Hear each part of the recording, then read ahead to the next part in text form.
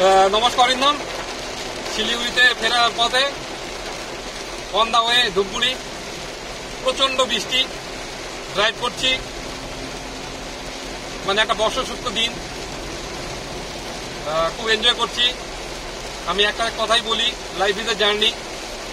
তো লাইফকে এনজয় করতে হবে।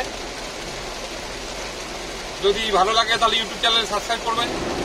আমার ফোন নাম্বার 9434729009। আবার দেখা হবে অন্য কোথাও।